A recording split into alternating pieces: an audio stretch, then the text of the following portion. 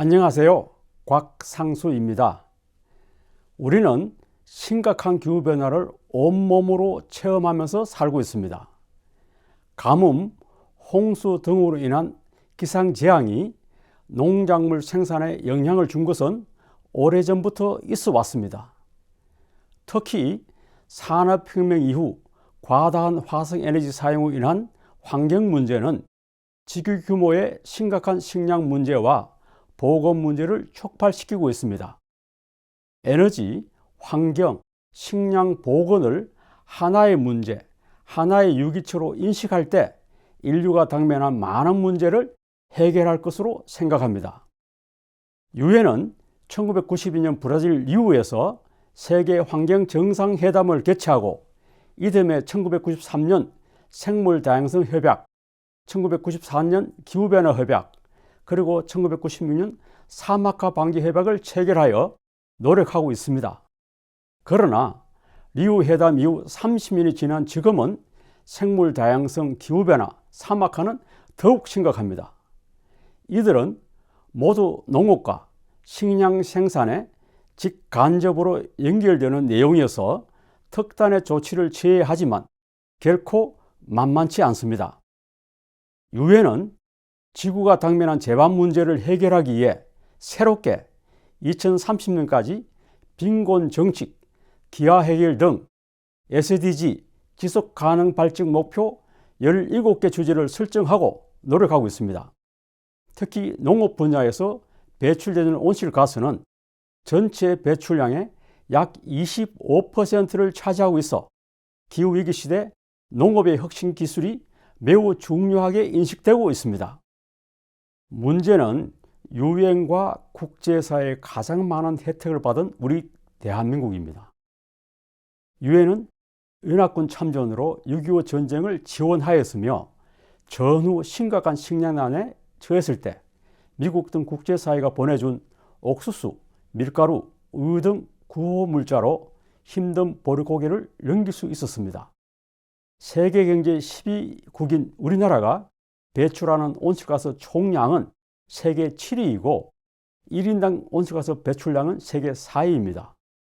곡물 작업률 20%는 OECD 국가 가운데 최하위로 국가 식량 안보를 크게 위협하고 있습니다.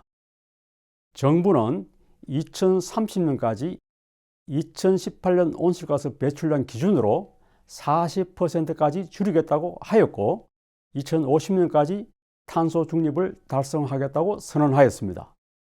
우리나라는 산업 구조상 온실가스 총 배출량을 줄이기가 결코 쉽지 않습니다. 온실가스에 대한 국민 모두의 혁명적인 인식 변화와 혁신적인 과학기술이 등장하지 않고는 어렵다고 생각합니다. 이야기를 기후위기가 초래한 식량 대란에 집중해 보겠습니다.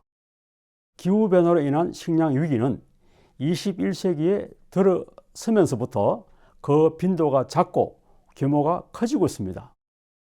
2007년, 2008년 세계 곡물 생산국가의 가뭄, 원유 가격 상승, 중국과 인도 중산층의 소비식량 증가로 일어난 세계 식량 비출량 감소로 아시아, 아프리카 국가에서 식량 가격이 폭등하였습니다. 일부 국가에서는 시기도 일어났습니다. 농산물 가격 급등으로 인해 인플레이션이 발생하는 에그플레이션 용어가 이때 처음 등장하였습니다. 이후 기후위기로 인한 식량 가격 폭등은 잦은 빈도로 일어나고 있습니다. 2010년과 2011년 러시아의 대가뭄으로 국제 곡물 가격이 폭등하였고 특히 러시아 식량을 주로 수입하는 북부 아프리카, 중동에서는 식량 부족이 계기가 되어 민주화 운동인 아랍의 봄이 일어났습니다. 2012년부터 2014년까지 지구 온난화로 인한 미국과 동유럽의 가뭄으로 밀 등 주요 곡물의 생산량 감소가 일어났습니다. 2017년 미국 허리케인 등 기상 악화로 밀, 옥수수 생산이 감소하였습니다. 2020년 이후 현재는 이상기후 현상이 심화되어 전 세계적인 잦은 가뭄, 폭염, 폭우, 한파 등으로 식량 생산에 큰 영향을 주고 있습니다. 세계 농작물의 81%가 꿀벌의 수정에 의존하고 있는데 최근 꿀벌의 실종으로 농업 생산의 감소와 생태계를 교란시키기도 했습니다. 빌 게이츠는 2021년 출간한 기후재앙을 피하는 법에서 작물 재배와 가축 사육은 세계 온실가스 총 배출량 510억 톤 가운데 19%를 차지한다고 언급했습니다. 세계 인구가 늘어나면서 식량 수요의 증가로 단위 면적에 더 많은 작물을 수확하기 위해 화학 비료와 농약의 사용이 늘면서 이로 인해 온실가스 배출량이 증가할 것입니다. 반대로 지구 온난화가 진행되면서 작물 생산량이 줄게 됩니다. 만약 지구 기온이 2도씩 상승하면 쌀 생산량이 최대 20% 감소한다는 분석도 있습니다. 세계은행은 만약 지구 평균 기온이 3도씩 증가하면 열대와 아열대 지역의 농업 생산성 감소가 가장 심각할 것이고 미국 곡창지대의 생산성은 40에서 50% 감소할 것으로 예측했습니다.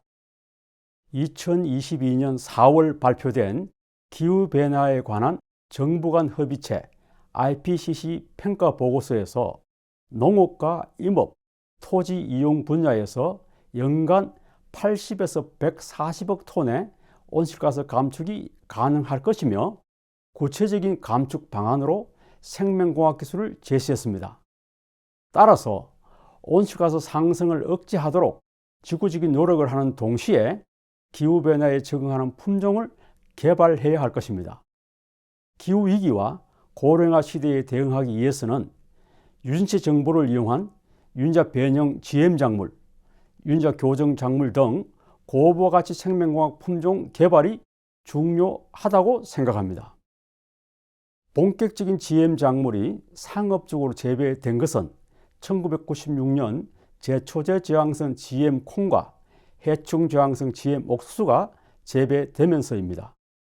20년이 지난 2015년 미국 국립과학원이 그간의 GM작물 재배에 대한 논문을 분석한 결과 상업적으로 재배가 승인된 GM작물은 인체와 환경에 해를 끼친 적이 없다고 발표하였습니다. 현재까지도 재배되고 있는 GM작물이 유해하다는 보고는 없습니다. GM작물 재배가 제초제, 살충제 사용을 대폭 줄일 수 있고 수량도 증가시킨다는 보고가 많습니다. 나아가 온실가스를 줄일 수 있다고 합니다. 지난해 강한 빛에서도 광합성 효율을 높여 수확량이 33% 증가된 GM 완두콩이 사이언스지에 발표되었습니다. 올해 미국 대학 연구팀은 공기 중의 질소를 고정하는 윤작 교정배를 개발하였습니다. 화학 질소 비료를 사용하지 않고도 정상적인 수량을 생산하였습니다. 이 기술은 모든 식물에 적용할 수 있는 것으로 기대됩니다. 화학 비료는 세계 온실가스 배출량의 2.5%를 차지하고 있어 생명공학 품종은 기후위기 대응과 고기능성 건강소재 생산이 가능하기 때문에 선택이 아닌 필수라고 생각합니다. 참고로 우리나라는 수입하는 곡물 1,700만 톤의 약 65%가 GM콩, GM옥수수 등으로 가축 사료, 식품 소재로 사용하고 있습니다. 빌 게이츠는 생명공학 품종을 포함한 농업 혁신은 가난한 국가들의 자원을 고갈시키거나 환경을 파괴하지 않고 증가하는 인구를 부양할 수 있는 유일한 길이라고 강조했습니다. 세계 3대 투자가인 짐 로저스는 21세기는 농업이 신산업이라 강조하고 있습니다.